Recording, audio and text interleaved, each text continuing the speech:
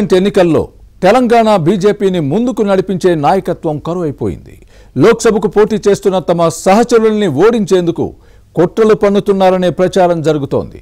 గెలిస్తే తమ పదవులకు అడ్డొస్తారనే ఉద్దేశంతో ఒకరికొకరు ఎత్తపెట్టుకుంటున్నారనే టాక్ నడుస్తోంది.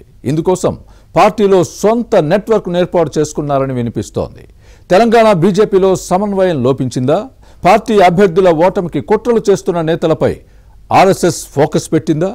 ఎన్నికల బరిలో దిగిన వారికి అధిష్టానం ఇచ్చిన వార్నింగ్ ఏంటి? తెలంగాణ కమల దళంలో అసలేం జరుగుతోంది? Was this interesting story?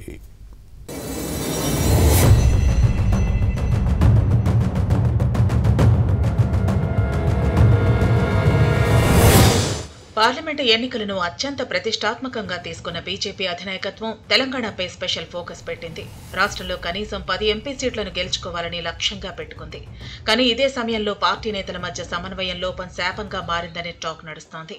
Party line పక్కన పెట్టి ఎవరికి వారు సొంత నెట్వర్క్ ఏర్పాటు చేసుకున్నారని సమాచారం. తమ గెలుపు కోసం ప్రయత్నించకుండా సహచర నేతల ఓటమి కోసం బీజేపీ ముఖ్య నేతలు పనిచేస్తున్నారన్న వాదనలు వినిపిస్తున్నాయి. పార్టీలోని ఇతర అభ్యర్థులు గెలిస్తే తమకు కేంద్ర మంత్రి దక్కదని కొందరు భావిస్తున్నారట.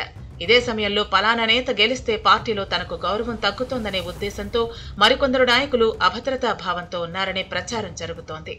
మరోవైపు తమకు పార్టీ నాయకత్వ పగ్గాలు దక్కాలంటే ప్రస్తుత అధ్యక్షుడు ఓడిపోవాలని ఓ కీలక నేత కోరుకుంటున్నారని సమాచారం. ఈ నేపథ్యంలో కాంగ్రెస్ కల్చర్ పూర్తిగా బీజేపీని కమ్మేసిందని సొంత పార్టీ కేడర్ ఆందోళన చెందుతోంది. కీలక నేతల మధ్య కీచులాటల వ్యవహారం బీజేపీ అధిష్టానం దృష్టి పెట్టిందట.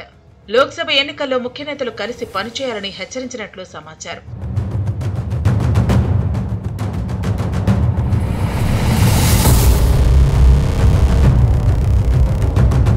మరోవైపు కమలదళంలో సమన్వయం లేకుంటే లోక్సభ ఎన్నికల్లో ఫలితాలు మరోలా వచ్చినా ఆశ్చర్యపోవాల్సిన పని లేదంటున్నారు కేడర్. వాస్తవానికి ఆయా నియోజకవర్గాల్లో సీనియర్ నేతలను బరిలోకి దింపింది. అసెంబ్లీ ఎలక్షన్లలో పోటీకి దూరంగా ఉన్న వారి అధ్యక్షుడు కిషన్ రెడ్డి, జాతీయ ఉపాధ్యక్షురాలు డీకే అరుణ, మాజీలు కొండా విశ్వేశ్వరరెడ్డి, బోర నర్సయ్య గౌడ్ లాంటి నేతలు పార్లమెంటుకు పోటీ చేస్తున్నారు. అలాగే శాసనసభ ఎన్నికల్లో ఓడిపోయిన ఈటెల రాజేందర్, బండి సంజయ్ లోక్సభ ఎన్నికల బరిలో ఉన్నారు. ప్రతి కీలక నేత తన సొంత వేగులను ఏర్పాటు చేసుకున్నారట. తమ గెలుపునకు బాటలు వేసుకోవాల్సిన అభ్యర్థులు పార్టీలో తమకు పోటీ వస్తారనుకున్న నియోజకవర్గాల్లో అడ్డంకులు సృష్టిస్తున్నారనే టాక్ నడుస్తోంది. ప్రత్యర్థి పార్టీలకు సహకరించే పనిలో ఉన్నారని బీజేపీ కేడర్లో ఆవేదన వ్యక్తమవుతోంది. దేశవ్యాప్తంగా మోదీ గాలి వీస్తోందని, కేంద్రంలో మళ్లీ బీజేపీ అధికారంలోకి వస్తుందని కమలనాథులు బలంగా నమ్ముతున్నారు. ఇదే సమయంలో మోదీ కేబినెట్లో ఎట్టి పరిస్థితుల్లోనూ బెర్త్ దక్కించుకోవాలని తెలంగాణ బీజేపీ కీలక నేతలు పట్టుదలతో ఉన్నారట. అందుకే తాను గెలిస్తే సరిపోదని పార్టీలో తమకు పోటీదారులుగా ఉన్నవారు ఖచ్చితంగా ఓడిపోవాలని కోరుకుంటున్నారట.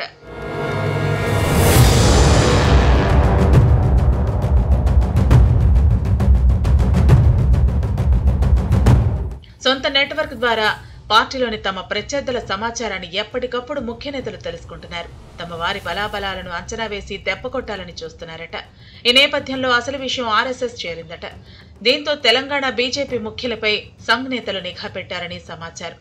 వాస్తవానికి గత అసెంబ్లీ ఎన్నికల్లో కాంగ్రెస్, బీఆర్ఎస్ పార్టీల్లో చాలా చోట్ల ఇదే సంస్కృతి కొనసాగింది. ఆ సాంప్రదాయం ఇప్పుడు బీజేపీలోకి వచ్చిందంటున్నారు. దీంతో కమలం పార్టీ రాష్ట్ర నేతల మధ్య సమన్వయ లోపాన్ని సరిచేయాలని కేడర్ కోరుతోంది. లేకుంటే లోక్సభ ఎన్నికల్లో ప్రత్యర్థి పార్టీల అభ్యర్థులకు ఫలితాలను అప్పగించాల్సి ఉంటుందనే ఆందోళన నెలకొంది. పార్టీలోని అంతర్గత పోరును అరికట్టుకుంటే నష్టం తప్పదంటున్నారు. మరోవైపు కిషన్ రెడ్డి, బండి సంజయ్, డీకే అరుణ, ఈటెల రాజేందర్ వంటి నేతలు తమ సొంత నియోజకవర్గాల్లో గెలుపు కోసం ప్రయత్నిస్తున్నారు. దీంతో తెలంగాణలో బీజేపీ అభ్యర్థుల కోసం ప్రచారం చేసే నేతలు కరువయ్యారట. ఈ నేపథ్యంలో లోక్సభ అభ్యర్థులు జాతీయ నాయకత్వంపైనే ఆశలు పెట్టుకున్నారట. ప్రధాని మోదీ, హోంమంత్రి అమిత్ షా, పార్టీ జాతీయ అధ్యక్షుడు జేపీ నడ్డా సభలను తమ నియోజకవర్గాల్లో ఏర్పాటు చేయాలని కోరుతున్నారు. లోక్సభ ఎన్నికల్లో ఒకరికొకరు ఎత్తు పెట్టుకుని పార్టీకి నష్టం కలిగించే సమస్యను బీజేపీ అధినాయకత్వం ఎలా చెక్ పెడుతుందో చూడాలి మరి.